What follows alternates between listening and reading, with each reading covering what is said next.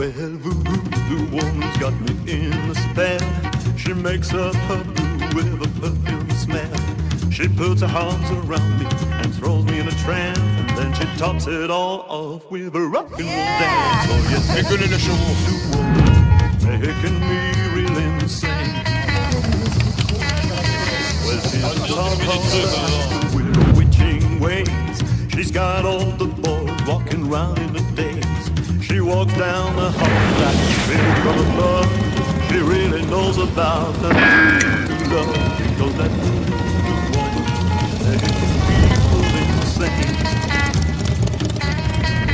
She's got lips cane white, but she carries a charm. Her rock and roll bracelet that hangs from her arms. Her lipstick's the color of a gloomy red. I go out of my head because that voodoo woman making me really insane.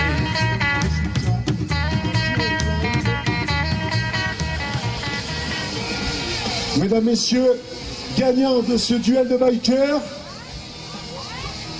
Le gagnant, je dirais oui, le gagnant. Mais bon, il n'y a pas de gagnant. Ce sont tous les deux, ils sont tous les deux gagnants. Ils méritent l'un autant que l'autre parce qu'ils ont donné tout de. Ils ont cherché dans leur imagination pour avoir un résultat pareil. Je pense qu'il n'y a pas de gagnant. Voilà, bon, donc, voilà, il n'y aura pas de perdant, ça c'est sûr.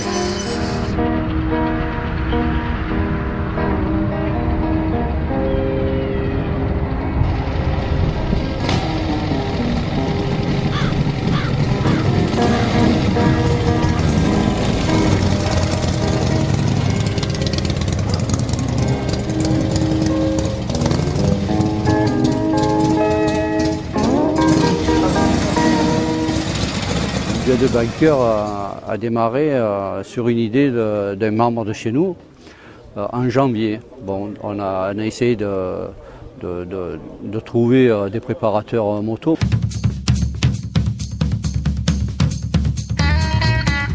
Et nous avons contacté le magazine Freeway, qui est d'accord à faire ce duel.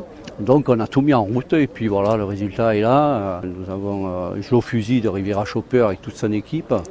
Et nous avons Top Shop du Périgord avec Fabien et son équipe également. Bon, je crois qu'ils ne sont pas trop nombreux puisqu'ils se retrouvaient tout seuls, voire peut-être deux à monter ce chopper.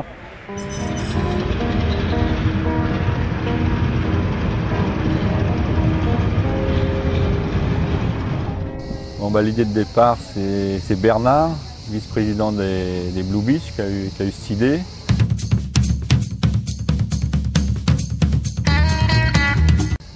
Et pour notre premier partenariat avec les Blue Beach Bikers, on a décidé de jouer le jeu. Donc l'idée c'était d'opposer deux bouclards, enfin deux ateliers spécialisés pour la construction d'une machine. Et on a tout de suite été intéressés dans le sens où nous, pour les lecteurs, c'est suivre l'évolution de la construction d'une machine au fil des mois, c'est toujours intéressant, avec des détails techniques. Et ce qui était d'autant plus intéressant, que c'était deux machines de style radicalement opposés.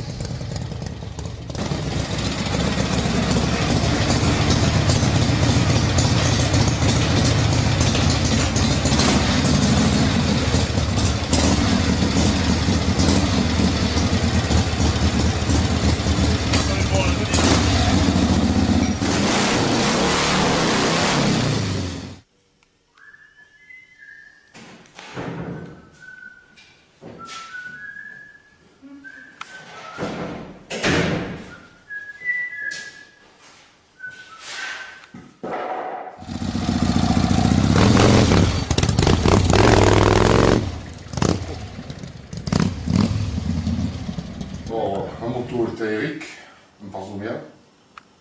C'est un mec de Méreuil qui habite au Maroc maintenant. Bon, c'est Fabien, ça fait déjà quelques années qu'il me demande de la transformer, pour me la transformer, donc voilà, ça s'est fait.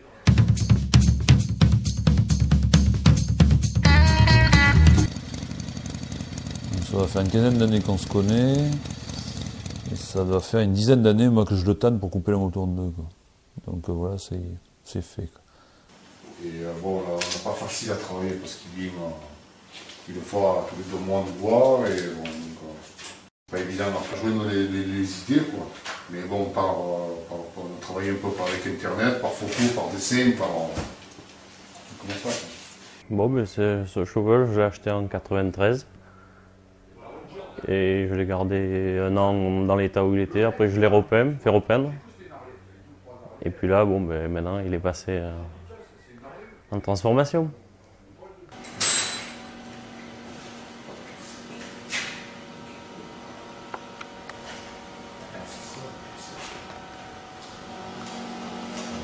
Comme ça, moteur, boîte, la batterie.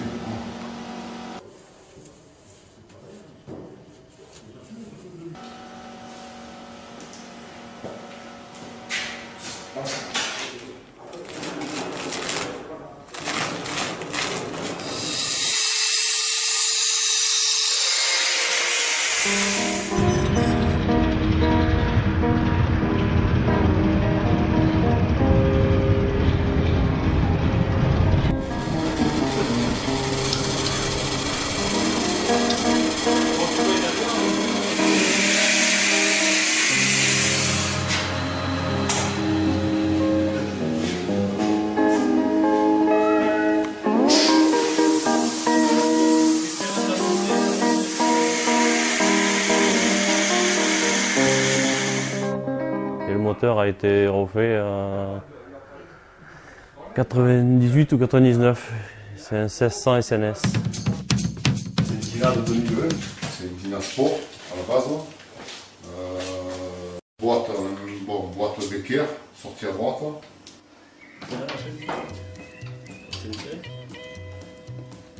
Happiness is a castle built on sand. It all falls apart when you build it for love a man. You think you're cool, you're just a fool. Everything's fine till it's crying time. Carelessness ruins your castle built on sand. Tout ça par là. You don't stand up when you left your stuff. En fait, ici, il va falloir mettre notre place plus épaisse. Hein? La télé, c'est pas comme ça, les mecs qui mettent tous en chaussure.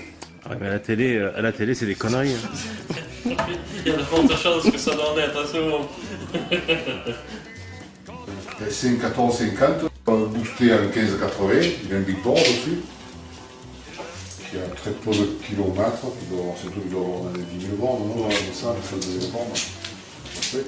Lui, il avait déjà modifié son moteur, il l'avait préparé, il avait mis un cylindre, piston, un Vilo de SNS. Tout. Il avait tout fait passer en 1600. Donc là, il reste tel qu'il est. On va le repolir, on le remettre propre. Il changeait les joints, mais c'est tout, quoi. Rien de compliqué, quoi. Donc cadre fabriqué par Topshop, hein, par mes petites mimines. Hein. Voilà. Soudé par aussi mes petites mimines. Donc une fois que le cadre a été fini, j'ai fait un magnifique réservoir d'huile à partir d'un bout de ferraille qui traînait au fond du garage. Voilà ce qu'on peut faire avec un bout de ferraille qui traîne. On fait un bac à huile en faisant des petits gabarits en carton, bien sûr, qu'on trace, qu'on découpe après, et puis après, une fois qu'on a fini le découpage, on fait le collage. Voilà. Donc il va se situer par là, hein, forcément, comme ça. Comme ça, hop, qu'il a la forme du cadre. Et puis après, là, on va faire des inserts hein, pour les sorties d'huile et le retour.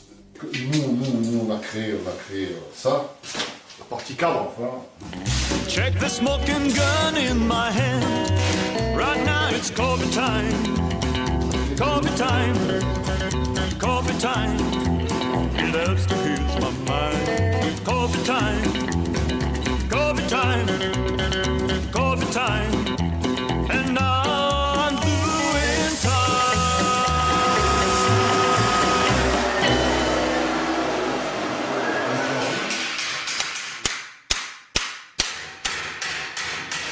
Mais là, de ce côté, tu vois, dans l'arête d'ici, après, on refait une arête qui ressemble à ça, qui ressemble au côté du réservoir. L'arête centrale ici, donc tu vas avoir 3 arêtes en fait. 3 chaque côté. Ici, donc fermé là, 1 cm, percé avec des LED pour le feu.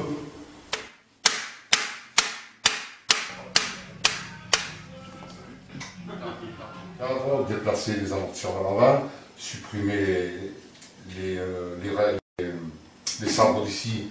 La croche de l'amortisseur était là à l'origine. On a fabriqué une pièce qui vient à l'intérieur du cadre pour pouvoir avancer les amortisseurs, pour dégager la route, tout en calculant, pour pas qu'elle soit trop souple, parce que plus c'est proche, plus tu vas souffler. Donc c'est juste calculer impeccable. Voilà, et donc le réservoir d'essence pareil, à partir d'une feuille de tôle qu'on forme, qu'on soude. Le réservoir, c'est un réservoir aftermarket, qui a une gueule ronde, je dirais, simple. C'est mon frère qui a tout fait le design dessus.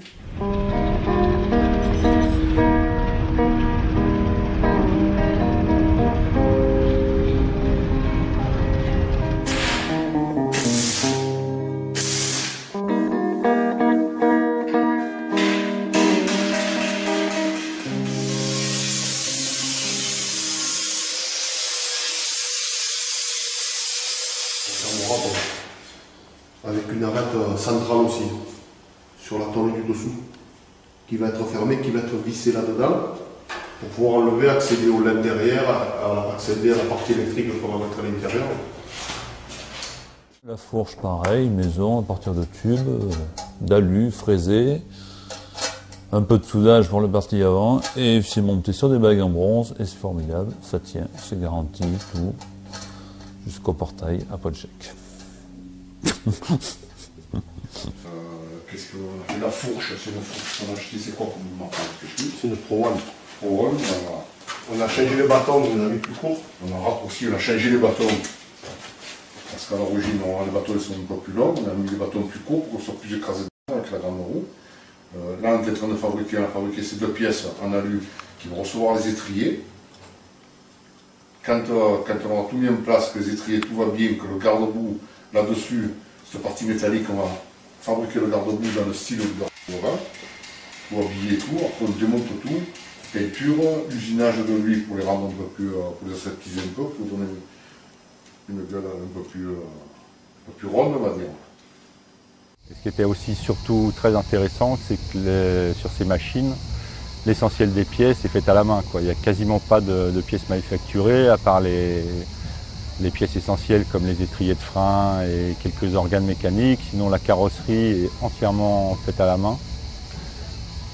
Pour Fabien Top Shop, par exemple, la fourche est entièrement au maître, quoi. C'est lui qui l'a fabriquée, le cadre, le réservoir, de mémoire le garde-boue. Du côté Joe, c'est toute la carrosserie qui a entièrement été faite à la main, notamment par Patrick, le frère de Joe. Et puis voilà, quoi. Oh,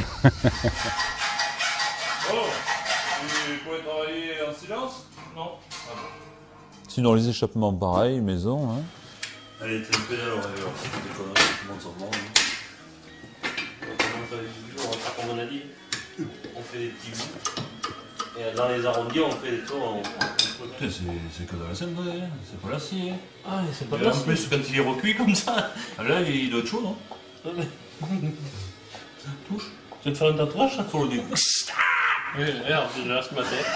Putain que t'es con, bon, mais toi tu fais que des conneries quoi. Qu'est-ce que je branle avec les grosses Les pareilles. gars, je vais pas m'amuser à se démonter, mon pompier. Qu'est-ce qu'il y aura de maison aussi la selle. Donc selle, réservoir, et puis tout ce qui est pâte de fixation, de maintien d'étrier avant, arrière. Là, ça vaut pareil, dans le même système que le garde-boue, c'est-à-dire calandre métallique et tout en tôle formé à la main. À partir vous avez un carton et tout. Les disques périmétriques qu'on a fait découper à l'eau. Voilà, qu'est-ce qu'il y aura d'autre de maison après tout ça, le bac à batterie bien sûr, ce sera pratique d'avoir une batterie pour démarrer. Et puis ça sera déjà pas mal. Hein. Alors, batterie. Brut. Montage à sec. Voilà. On va le fixer dessous.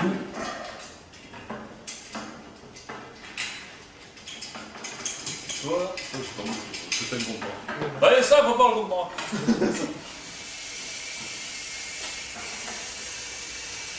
Après, on va mettre bobine, boîtier d'allumage. Alors, on s'est posé une question aussi. Est-ce qu'il fallait imposer un style de moto, genre custom limited, old school?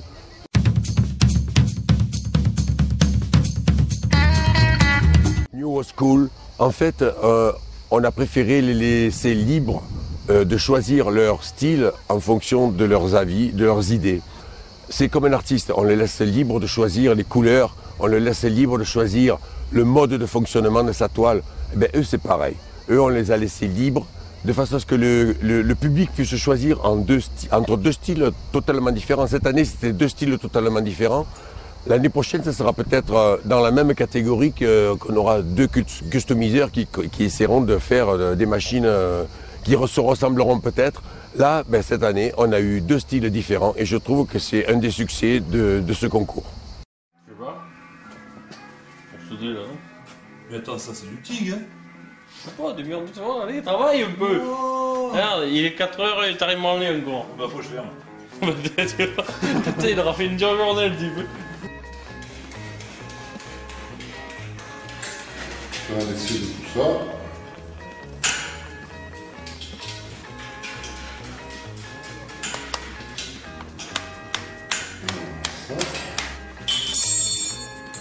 On met, alors je vais mettre que le boulot.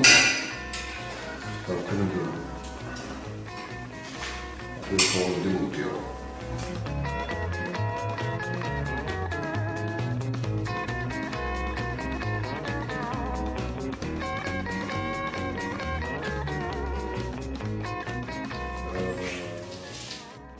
Les roues ont été fabriquées par Turbo Factory, hein, à la demande du mec. C'est nickel comme ça. Moi, je ne suis pas équipé pour faire ce genre de travail collé, du tube collé. Je ne peux pas faire du travail précis comme lui, dans ce domaine. Après démarreur tout neuf, tout beau, tout brillant là, hein, voilà. Magnifique, beau démarreur tout neuf, qui brille, qui vient de chez l'oncle Sam, avec le démarrage au cul directement. Hein. Faut pas s'embêter à mettre des fils, des boutons et tout, hein. On va gagner du poids et du temps. On en a besoin d'ailleurs. Le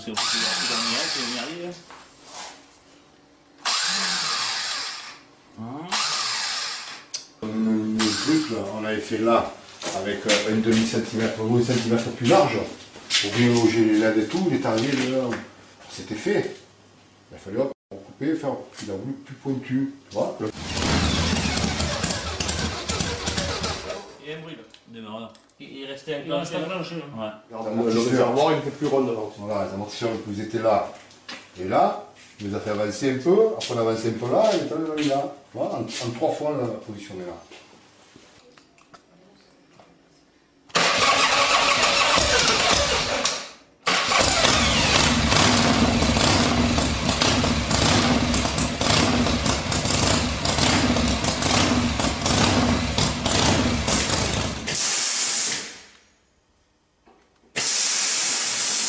Un bon bruit ça. On va faire attendre, on va envoyer ça. L'impression. T'as bien démarré quand même, hein? Oh, bah il y en a les démarres aujourd'hui.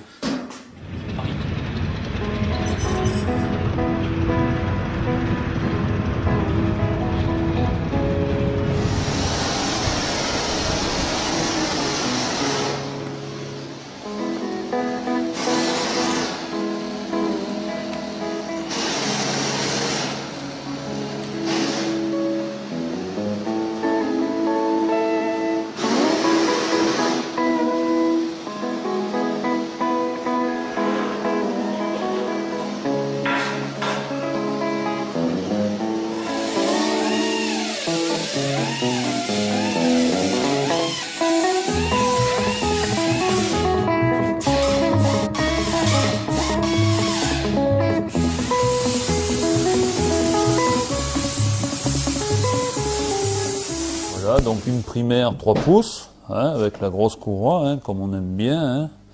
Voilà, une grosse courroie avec une primaire toute neuve, une boîte 5, pareil, qui sera refaite. Voilà, pour maqueter, on a une boîte neuve, mais bon, on va la virer, on va mettre une vraie boîte d'Harley, 5 vitesses Softail. Et puis voilà, parce que du fait que le moteur soit en 1600, il faut un démarreur, parce qu'au kick c'est l'enfer. Hein. Voilà. Il demandait à son pote, il dit c'est quoi ça? Ou, je sais pas. Ah non, il demandait à l'autre, t'es venu comment? Et l'autre il lui dit en panne. Le mec il était persuadé que c'était une panne, pas un panne. Quoi. Alors son pote il était là, il me dit c'est un panède.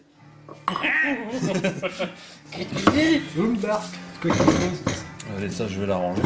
Elle cogne pas ma boîte là parce Ouais, que. c'est ça, moi je crois que le type il est trop beau de ma boîte. Ouais, je te la mets là. Le réservoir c'est pareil. Il avait déjà fait, la dernière fois qu'il est venu, il n'y a pas longtemps, il y a combien? Un mois. Il y a un mois qu'il est venu. Et il a fallu qu'il fasse encore tout ce style carapace tortue quoi. Devant. Voilà. Les mecs te parlent old school, alors ils achètent tous des trucs à la con, made in Taïwan. Ils disent ouais mais ça c'est old school, non ça c'est old school ça. Parce que ça c'est une vraie pièce. Hein, une vraie pièce, elle est déjà servie. Ça c'est une vraie old school. C'est pas du old school, un made in Taïwan à la con. En plus c'est sourd.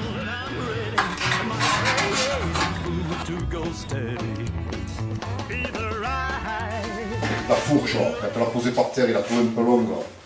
La fourche neuve, hein, il a trouvé un peu longue, donc allez, hop, changer de bâton, mais les bâtons plus courts.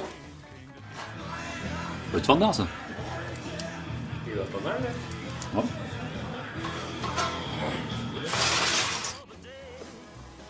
Qu'est-ce qu'il y avait d'autre aussi? Et puis, qu'est-ce qu'il y aura encore bon, l'allumage, pareil, on va le remettre en neuf. Le carbu, tout ça, on va le laisser tel que c'est très bien. Pour un guidon traditionnel, un beau guidon avec les risers, c'est plus simple, mais bon, quand il a la simplicité, lui, ça ne lui plaît pas. Et nous, on se régale de s'emmerder aussi, donc voilà, ça va donner à peu près ça. Là. Sans riser, qui va tenir comme on a vu les photos tout à l'heure. Sans riser, puis ça va tenir par là, par deux tubes comme ça ici. Une partie du guidon, pareil, en tube inox. Hein. Donc là, il y en a une partie, l'autre partie, je ne sais plus où elle est. L'autre partie est en train de traîner. Hop. Voilà. Donc voici un magnifique guidon version suédoise benzinaquoise. Voilà. À faire pâlir un suédois. Formidable. C'est tout simple. C'est de l'inox, il n'y a plus qu'à polir, ça sera chromé. Il y aura le compteur électronique là-dedans, avec 3 petits voyants. On va passer ça à la fraiseuse, on va faire le lamage voulu pour le compteur. Ouais, ça va marcher. Il n'y a pas d'électronique là. Et les fils dans le guidon avec devant une petite casse qui va venir cacher les fils. Là-dessous, si on fait une petite goulotte, un peu rigolote qui va cacher les fils qui sortent là-dessous parce que vous ne voyez pas. Les fils, ils sont rentrés là. Là, bon, l'électricité. L'électricité, on a commencé à la faire. Bon, on est un peu short, on le sait, mais on travaillera la nuit s'il faut. Les autres, je suis en maison. Non, un shop, un pur shop avec une belle fourche bien longue, un cadre bien long.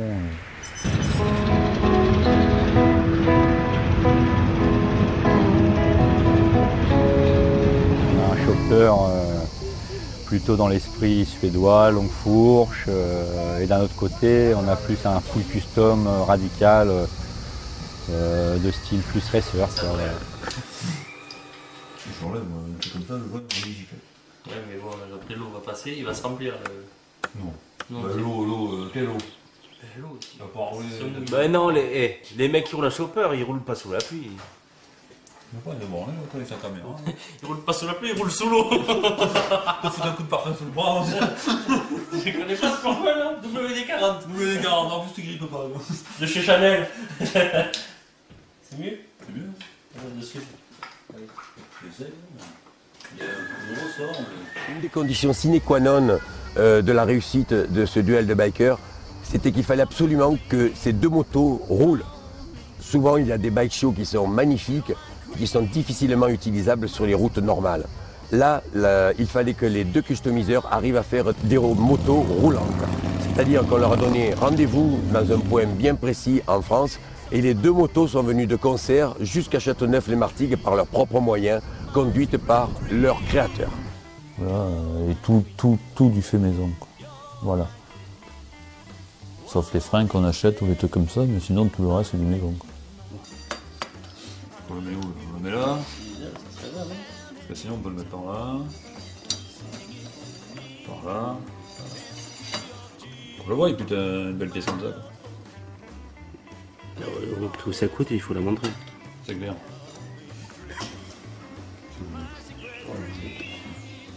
Peut-être moins. On va faire une pote. Il revient sur l'axe.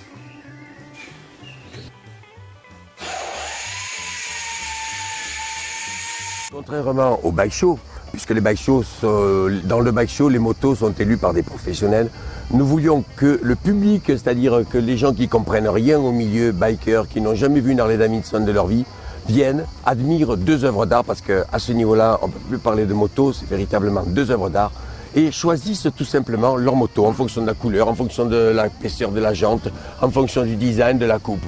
Si vous voulez, on voulait véritablement avoir l'avis général de gens hors du milieu biker. Voilà pourquoi on appelait ça duel de biker.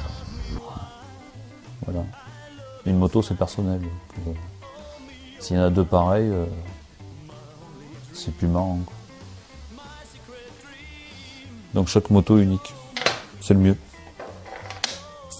Vois-tu ? Lui, il avait envie d'avoir une moto originale, Zara. Et on a commencé petit à petit. Au début, c'était pas ce garde-boue, c'était pas du tout comme cela. Pas du tout ça. Le bras aussi pareil, c'était pas une 300 derrière, et on y est venu petit à petit. Au départ, le jour où il est venu, c'était que de la pièce assemblée normalement. Il a fait quand il y avait Bob, il a fait que la pièce assemblée, tout ça, bon. Et petit à petit, bon, il est venu à vouloir faire quelque chose de vraiment original. Et c'est ça la foule en délire là? Et bien en fait on a gardé que le moteur. Voilà, comme ça il aura une belle moto. Et puis qui lui reviendra un petit peu moins cher qu'une moto toute neuve, toute propre d'origine, et qui sera bien plus belle au final. À l'œil, par habitude, les idées de tous les 3, plus son idée du propriétaire, tu vois. Et on mélange tout, aussi bien lui en soudure que lui en peinture design, moi en coupe soudre, voilà, pareil.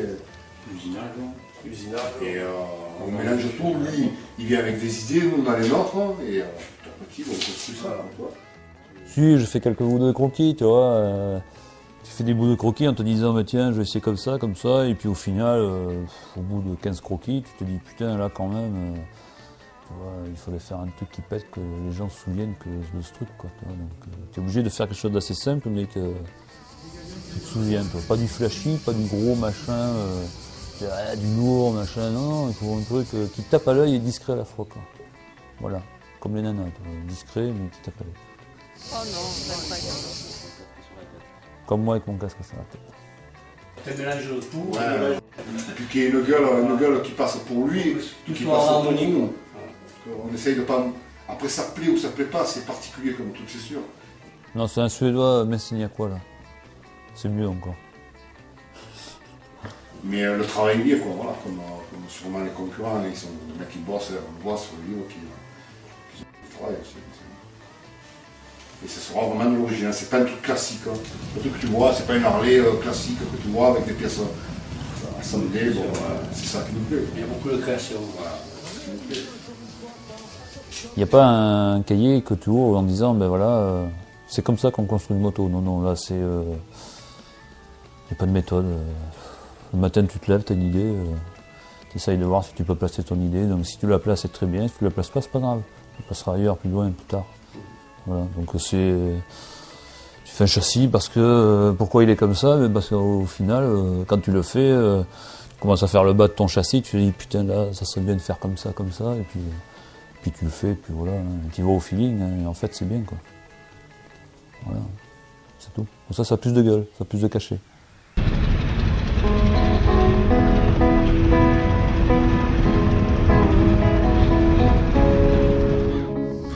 Voilà, la finalité de ce duel de bikers, c'était donc évidemment de faire voir la construction et l'évolution d'un chantier, d'une machine customisée au lecteur de Freeway Magazine.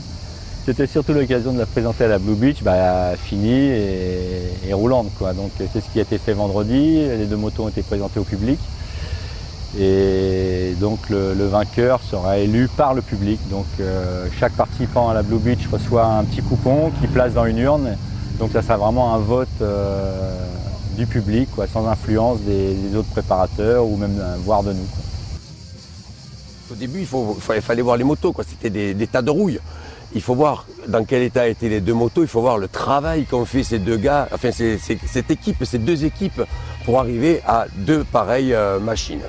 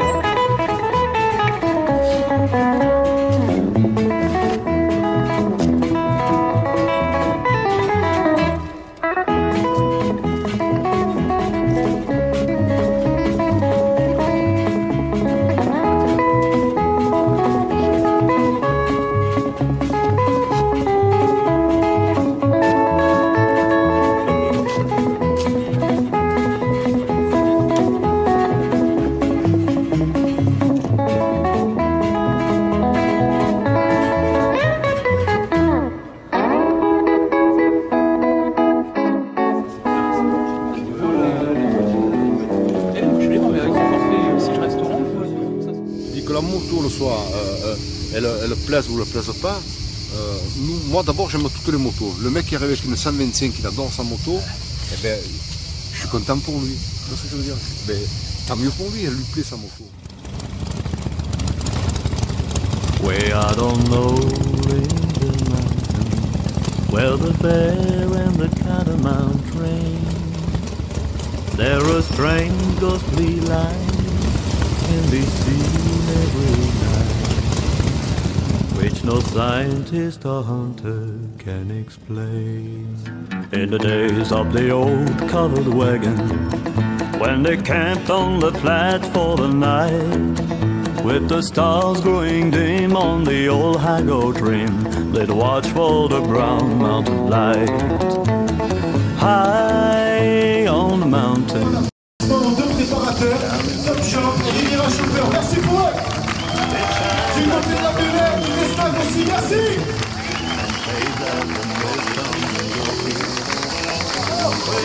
Un grand merci bien sûr à toute l'organisation et à Freeway Magazine.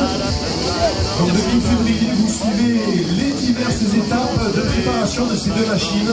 Et comme je vous l'ai dit tout à l'heure, eh bien, vous les voyez maintenant terminées. en exclusivité pour cette New Beach Party 2008.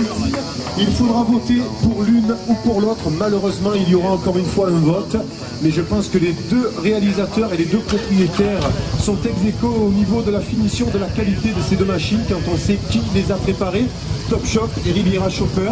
Donc vous aurez des bulletins de vote, un seul par personne bien évidemment, et il y aura 2 urnes qui seront à votre disposition et il faudra voter pour l'une ou l'autre et nous saurons qui aura remporté le duel de bikers.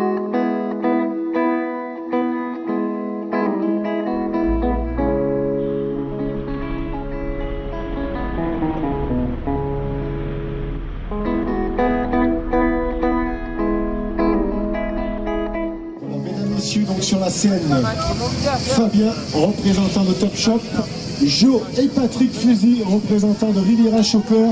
On peut déjà tous les applaudir, surtout pour l'idée originale de ce duel de bikers. Première nationale ici à Châteauneuf-les-Martigues. Je vous disais donc que la seule information que j'avais, c'est que les résultats étaient très serrés. En direct live. Mesdames, Messieurs, gagnant de ce duel de bikers. Je le dis ou je le dis pas? C'est Riviera Chopper. Moi, ce que je voulais dire, c'est déjà remercier tout le monde. Et comme disait Bernard, il n'y a pas de gagnant, il n'y a pas de perdant. Je pense que Joe et moi, donc, la seule chose qu'on a gagné sur ces 2 jours, je pense que c'est une pote et qui s'appelle Fabien. Et voilà quoi. Et j'espère que pour lui c'est pareil. Et voilà, merci à tous. Bon, ben, c'était une bonne guerre, et puis, ben, comme il a dit Patrick, hein, on fait des nouveaux potes, et ben, c'est cool, quoi, c'est tout. Et puis on continuera quand même à faire des brels comme ça, et puis voilà, tant pis.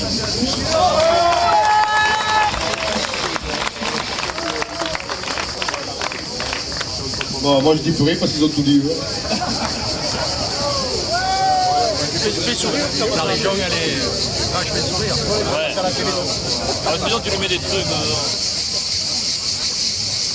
L'origine du nom de la moto, ouais, c'est j'ai mis à peu près une dizaine d'années à convaincre le gars de faire un chopper avec sa moto parce qu'elle était tellement moche qu'elle ne pouvait pas rester comme ça. Donc 10 years after, ça s'y prêtait bien. Voilà. Bon, on l'appelle les Alala parce que chez nous en Provence, quand on désigne quelque chose d'un peu original et d'un peu... Alors pour ne pas dire tous les mots français qui existent et qu'on ne connaît pas, on simplifie quoi. Donc, quand on fait une pièce, on dit ben, ça fera un peu Zalala, on fait une pièce un peu Zalala et puis ça passera. Et le propriétaire, il a voulu qu'on appelle sa moto Zalala par rapport à ça. Ouais, ce que j'aime bien, c'est que quand tu es sur un parking, tu retrouves ta moto tout de suite. Tu vois, ouais, parce que... c'est la motivation, on en a parlé tous les deux déjà, la motivation c'est la passion. La première chose c'est la passion, je crois. Et plus ça nous plaît aussi, hein, de s'emmerder la vie quoi. Voilà. Se compliquer la vie, c'est des challenges, chaque fois je te remets une question. Tu as un nouveau projet, tu as des nouvelles solutions, tu vois, tu te dis putain pourquoi j'ai pas pensé plus tôt à faire ça. Moi ce que j'aime c'est le mec qui travaille. Tu vois ce que je veux dire ? Il a fait à son goût. Après les goûts, les couleurs se discutent pas, donc tu peux pas dire moi je dis pas c'est beau, c'est pas beau. Parce que le mec il a bossé. Tu vois ce que je veux dire ? Le mec il on dit pas la moto est belle ou pas belle, on dit putain, beau boulot. Voilà. Après que ça plaise ou que ça plaise pas, c'est normal. Exactement. Voilà. Et le mec, voilà, il a bossé quoi, tu vois, il a pris un marteau, il a pris un bout de toit, machin, il a peint, il a... Moi je regardais là, moi le marron, tu vois, il y a un travail de... Il y a un travail... J'aime pas ce style, mais putain, tu regardes le travail, les ajouts, les jours c'est bien régulier, tu vois, les arrêts, ça c'est, tu vois, il y a le bac à huile, tout ça, c'est bien. Le mec il a travaillé fin, tu vois, c'est ça que moi j'adore pas. Là, il y a toutes les motos sont belles, si le prix... Il y a la patte de l'homme. Je peux te dire, voilà, il y a un gars qui a bossé derrière. C'est pas, il appuie sur un bouton, ça a pressé le bouton et ainsi de suite. C'est pour ça, d'abord, regarde le travail. Des fois, je le dis à ma gamine, regarde le travail avant de dire que la moto est belle ou pas belle. Ouais, le mec il bosse. Ce qu'il a fait. Il a fait avec ses mains. Il n'a pas, comme on disait tout à l'heure, empilé des pièces. Bon, après, comme on disait, celui qui empile des pièces, il empile des pièces. Ici, il ne peut pas faire autrement. C'est comme ça, tu vois. Voilà. On a une autre vision des choses. Il y en y en a, ils savent pas souder, d'autres, ils savent peindre, et vice versa. Donc tous se rejoignent de toute façon, donc c'est ça qui est bon. Tu sais que bientôt on va te faire rouler avec un gilet orange, tu vas voir. On va rouler avec un gilet orange. Voilà, comme des couilles en C'est ridicule.